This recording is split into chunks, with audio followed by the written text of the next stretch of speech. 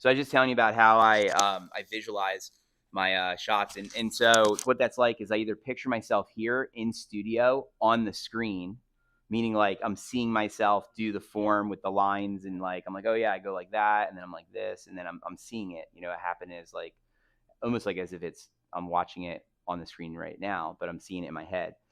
And then I also, when I'm going to play a course that I know and I have a tournament on, or I did a practice round, I often play the holes in my mind, like where the perfect shot would go. Like, okay, I aim at the tall building over there. I hit it like this. I stand like that. I aim.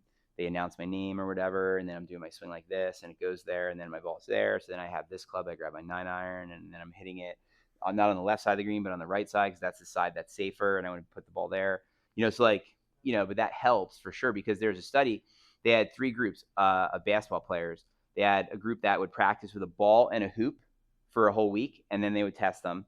They had a group that would practice only with a ball and no hoop, and then they would test them with like foul shots. And then the last group had no ball, no hoop, and then for a week, and then they'd get tested.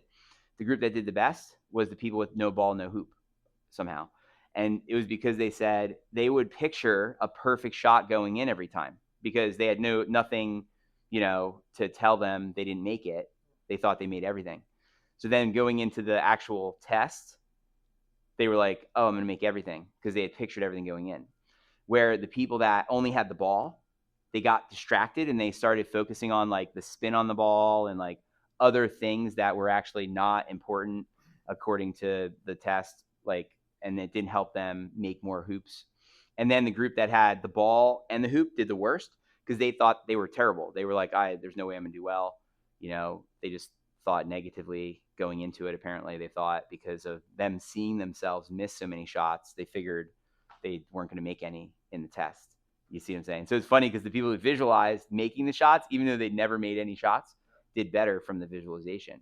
So it does help to visualize your golf form, like where you picture like, all right, I'm going to go see Ryan. I'm going to walk in the golf center, and then my form's going to look like that on the screen where I do that one piece and the 50-50 coil, and it's amazing how that can help.